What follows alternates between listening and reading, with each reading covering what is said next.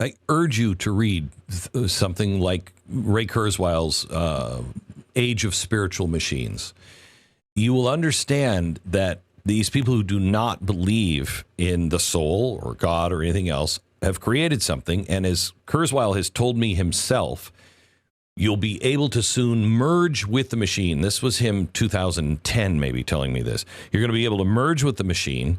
And he said, because it will be moving too fast. You will have infinite knowledge, all of this stuff, that if you don't understand the sacredness of the soul, it sounds like a golden age. You will be able to access everything. And then he starts in with, and you won't have to carry a wallet because everything will be stored, and what you implant in you will become part of you, and you'll think differently, and you will be able to hive mind. And that's not being a human. And I said, Ray, what if you want to remain human? And he said, why would you? And he said, because, I kind of like the original model. And he told me, well, then you will have to be isolated because you'll be a problem for everybody else. So, but he said, everybody's going to want to do this. And I think a lot of people will want to do this. But I come back to where you're driving, that, when you read about taking the mark of the beast, there is no salvation for you. Once you take it, it's over.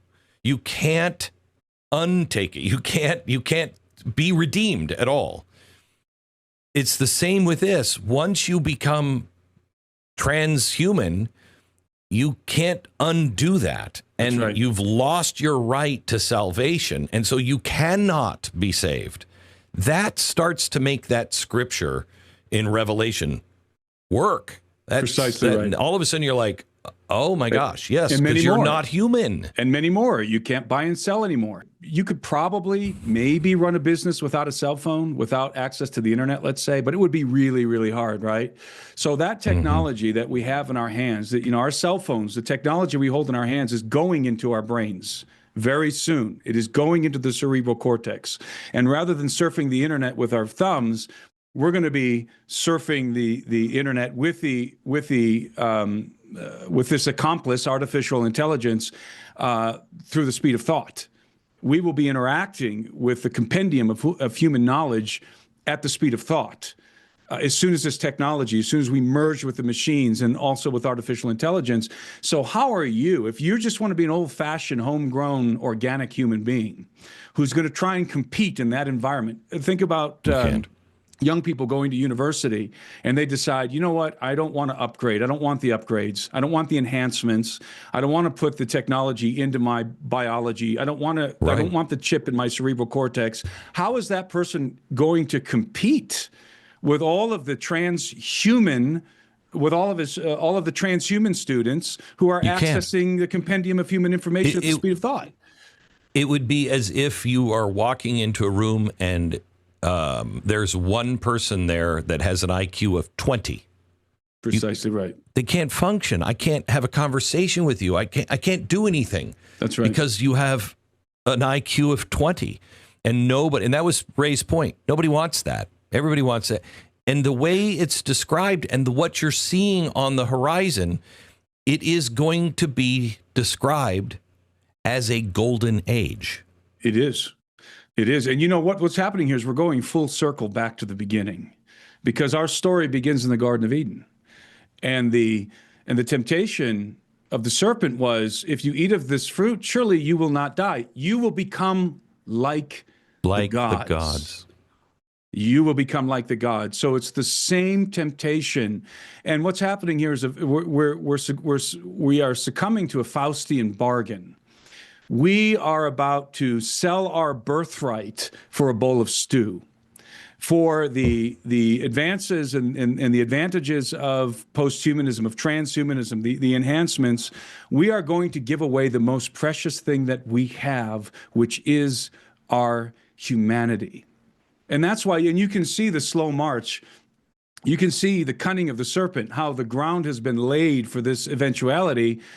that the human being has been degraded. It started with Darwin, and then it progressed from there.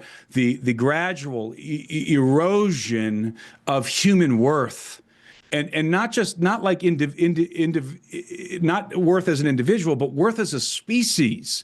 If you're just the product of evolution, if you're just the cousin of a monkey, then there are no guardrails. There are no guardrails. Yeah. Who cares? It doesn't mean anything to be a human being, and there's no reason whatsoever to preserve our humanity. This is where the gospel of Christ is so important, especially for Christians to anchor themselves in the gospel of Christ. Because, as I said, Jesus is a kinsman redeemer who became a man to redeem mankind. And so I'm stressing whenever I get the opportunity to talk to young people that you need to understand the worth of your humanity. The worth of your humanity, and don't be beguiled into exchanging it, into selling your birthright for a bowl of stew, for life extension, and for all of the extraordinary capabilities that are going to become available. We are living right now in what technologists and futurists call the hybrid age. And the reason why they describe this as the hybrid age is because in the past, you have various streams of technology that were being independently developed. These are the famous GRIN technologies, for example. You had genetics, robotics, artificial intelligence, and nanotechnology. Those are the four big ones.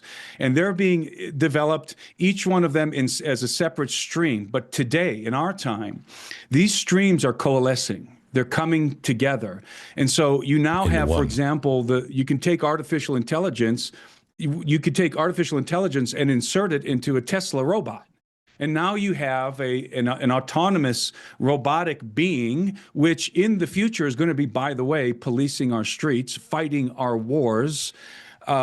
And this goes for genetics, for nanotechnology. We haven't even yet entered into the genetic revolution. That's coming. By the way, there's a book. I don't know if you've read the book. Trying to remember the name of the